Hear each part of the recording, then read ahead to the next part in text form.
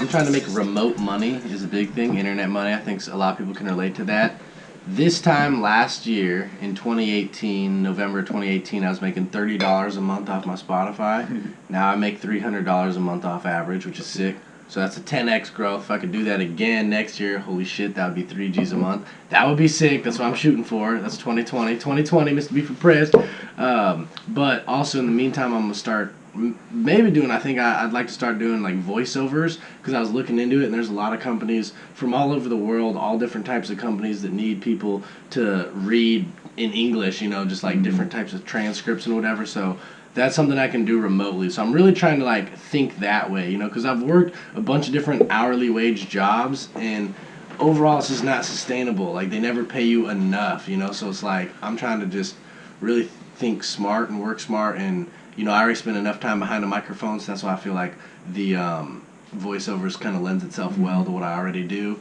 And I don't have to put much thought into it, because I just have to read what they've already given me. And, you know, the goal is to have my music be taken off, but I'm saying until then, I'm going to keep, you know, working my job as an AV tech in town, substitute teaching, and then maybe hopefully doing the voiceover. And then obviously music and shows. I mean, like this month, God, dude, I made like $400 off shows, $500 maybe off shows. Holy shit, that's crazy, actually. In Nashville? Yeah, and then plus this one, plus the one in Birmingham last night at the Nick, and then I played 3 shows in Nashville this month in October.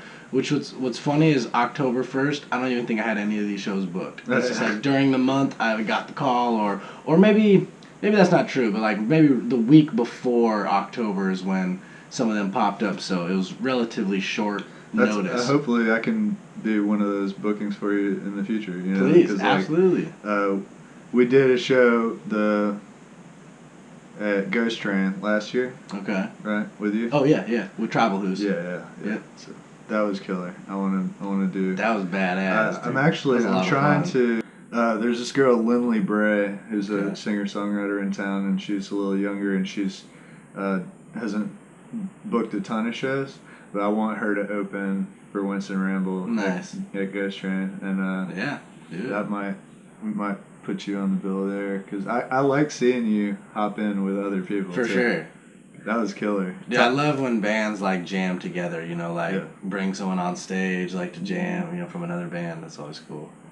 We just got back from, well, not just, but Jazz Fest in New Orleans. Nice. And we went the week in between. So they do Jazz Fest, you know, millions of people in town, week in between, and then Jazz Fest again, you know. So we saw people from Lettuce, Marcus King Band, Prince's Band, Ghost Note, Mono Neon, jumping in with everybody all over town. It was hilarious because... That's awesome. But it's a weird feeling being in New Orleans, because you're like, I'm missing 3 great shows right now to be here for this one. You know? Like, you can't see everything. There's so many venues and so many talented... But it would be hilarious, because we'd be like watching Lettuce's drummer's band, and then Jesus would just show up and sit over there and vibe for a second, and then go to the next gig, you know? And the load-in at this venue was so crazy. It was like this stage, and then this window, and then this narrow hallway, alleyway, and the sound guys were just like miserable, you know, trying to load into that venue. It was so funny. Yeah. But it was worth it. Shout out all crew members. Yeah, all over. Crew members and sound shows guys. Don't build themselves. Those speakers didn't hang themselves. Those lights tripping you out did not hang themselves. And they don't just change color and move. Yeah. That stage didn't build itself that they're standing on. That's given me a great appreciation for performance, is being an AV tech. At this point, I've built so many shows for other people to perform on now that it just makes me that much more like appreciative of a performer, of like what goes into it. I think that makes you a better performer when you like understand what goes into a performance and you like appreciate it. I don't know, it's like an intangible thing that you might not ever be able to prove, but I think like that's a through line it's for real. Everything we've been talking about tonight is just mutual respect. Yeah. You know, because if you respect the audience, they respect you. You respect the venue. For sure. You respect... It's better. It's a better show. Yeah. Because of it. Mm-hmm. You respect the door guy and the roadies, and just make sure everybody is appreciated and treat them like people. And then all of a sudden treat you like a person for some reason. That's what it's all about, and that's what the power of music is. That's what music does. Is it brings people together, and like it should. In a great show, you know, a good environment of people coming together. Like I hope if you got a bar full of people and there's a band on stage, I hope the place comes together as one and can like at least have moments where it's like everyone's having a good time. I hope, man, because that's what people are there for. They're looking for connection.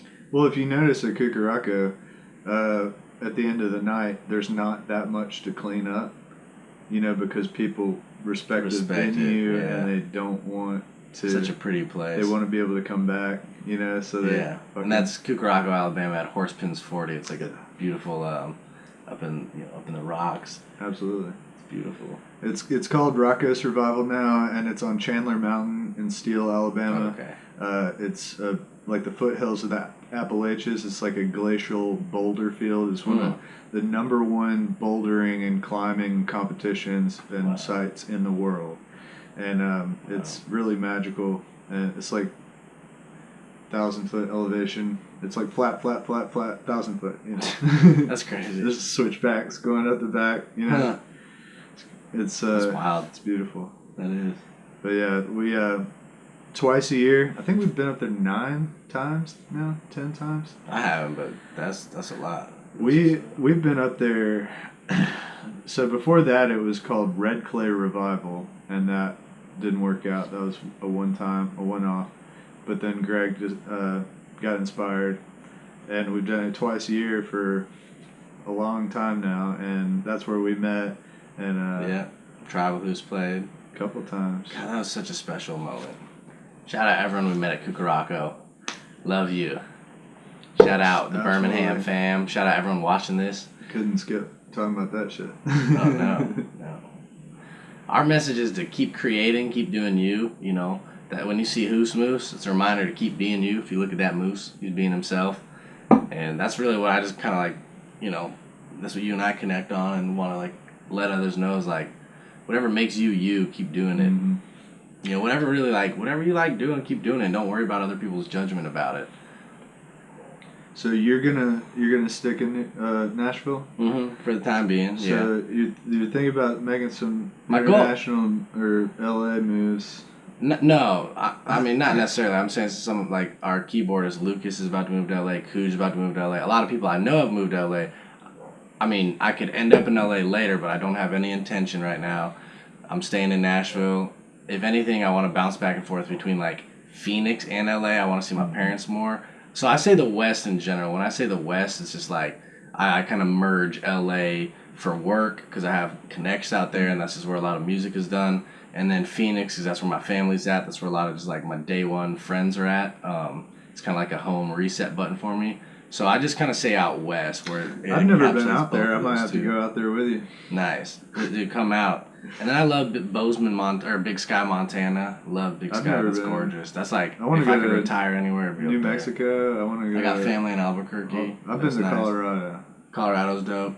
I love it out there. I love the West. Like I love the South. I just want to be 50-50 between Nashville and the West. Mm-hmm. That's it. I've just for the past 7 years I've been in Nashville like 12 months out of the year, 11 to 12 months out of the year, which is great. But like being from the West, I miss the sunshine of Arizona. Like I want to, especially when the weather gets bad. You know, here when it starts hitting winter time, it's like 75 degrees in Scottsdale. Yeah. That's where I'm trying to be. Like, so you're like a goose. You're just like, oh, yeah, see you later. I am affected by weather. Some people might not be, but I am. Like, I like a sunny day. Like I'm in a better mood because of it. If it's rainy, like I'm an outdoor active person. If it's a rainy day, it's like harder to, you know, a rainy day every now and then can be cool. But like once there's start being too many of it, once it's dark before 5 p.m., I'm not with it. In the summer, if it's like a rainstorm outside and it's warm and you can just sit on the porch and listen to the thunder and that's nice, but like freezing rain is a whole different thing. Dude, Nashville's blown up though. I want to stay there. I want to keep my roots there. Like Hoose Moose, we're known in Nashville. Like the Hoose Moose logo is known. Like I have such a wealth of a network there. Who's your most... I can't leave. I'm not gonna leave. If anything, I would just continue, like I said, to develop out a base out west while also keeping my foot in a base in Nashville. Absolutely. Who's your favorite musician that you got to play with or on the same bill with since you've been in Nashville, do you think? Wow, that's a good question. Wow, you know, the first homie that comes to my mind is my homeboy Littlefoot, Nathan Fouts. He's really dope. He's a rapper, and I'm a friend of his, but also a big fan of his as his artistry. Yeah. You know, I've played with people who are much bigger than him. Like, I played with Riff Raff, Soulja Boy, Juvenile, but those people, you know, those people weren't as captivating to me as a Littlefoot performance in his music. So okay, cool. Honestly, I'd give it to him. Yeah, and I'm sure if I really sat, See, you know, I thought I you were could gonna list say some Soulja other people. Boy.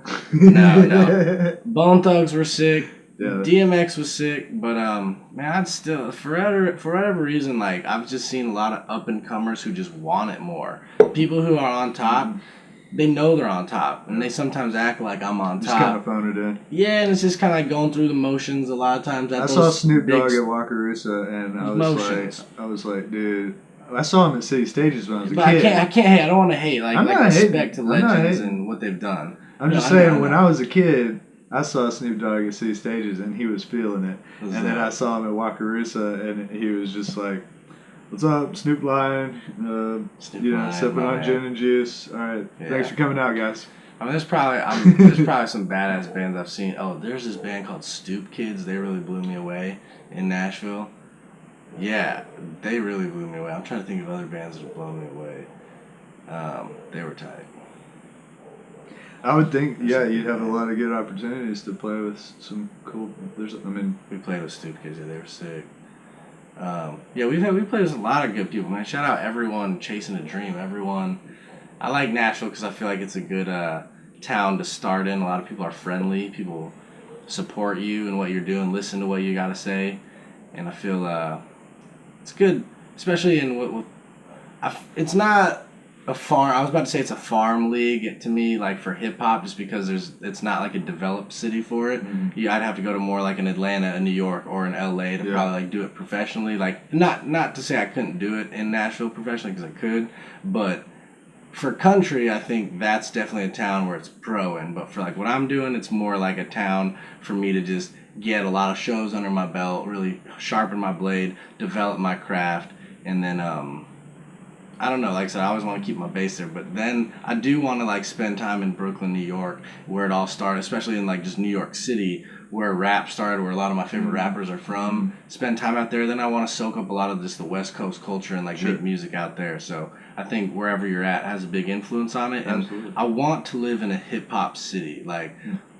I haven't ever lived in a hip hop city. I remember my birthday's on New Year's, and I was in Atlanta on New Year's for like my 19th birthday.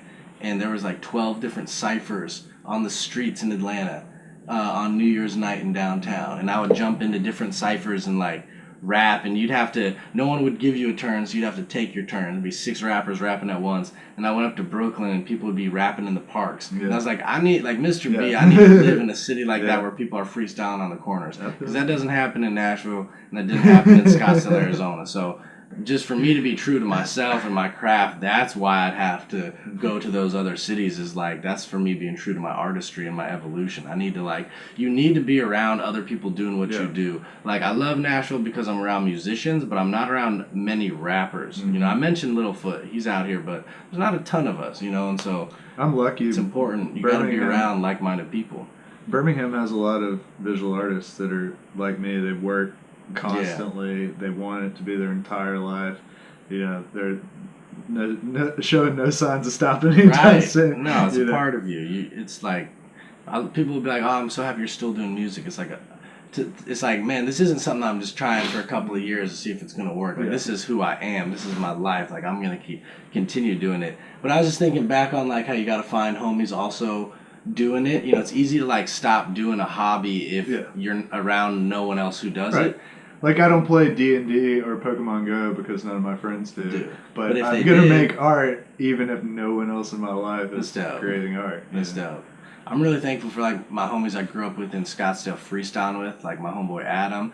He would freestyle with me all the time. Mm-hmm. And it's people like that, when you have someone to do it with, that's where you can just get really good. So the MC in me is just like, man, I need to be around more MCs just to like in that collaborative element. Especially with Hoose not playing as many shows, you know, it's just been tough for us to play shows lately just because everyone's Congratulations, Max and Sloan. We love you. Yes, congratulations on the engagement. Absolutely, that's super exciting. Absolutely, that's like the two nicest best thing ever. Ever.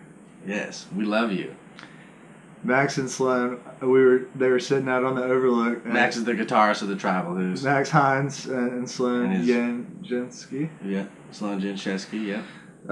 We were at Cuko. We were out watching the sun set. Love her. Love Max. Sunrise, and it was like the sun was red, and there were streaks of clouds, and we were just sitting there looking at it. We were like, "This is so cool!" And then that next night, I painted that live. Nice. And then they wanted it so bad, he sent his mom to come pick it up for me. Nice.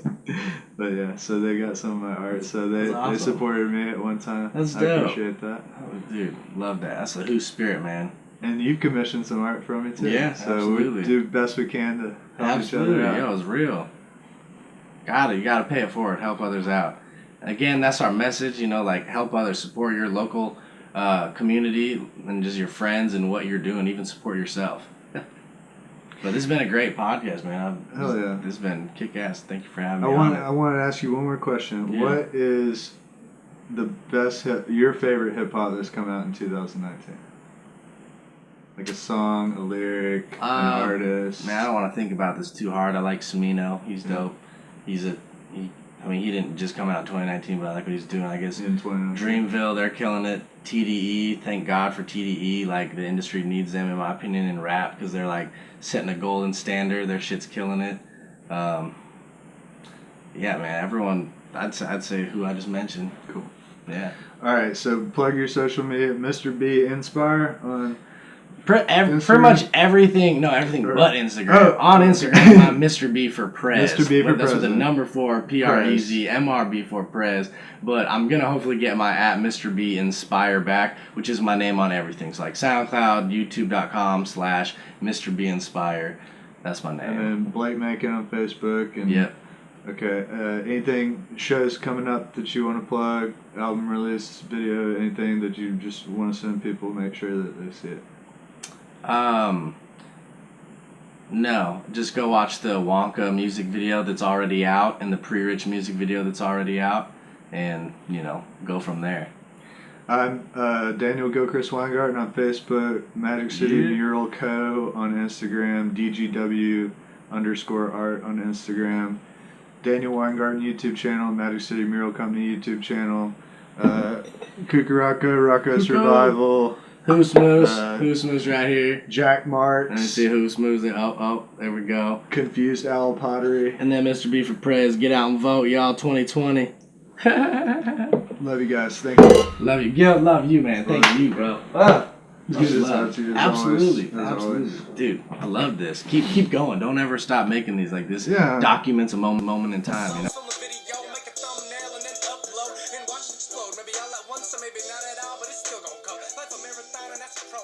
Take the longer post like Amazon. Be a trillionaire when the sundown. Move quickly like some scared blonde. Yeah, payments take patience. I'll make hits in basements.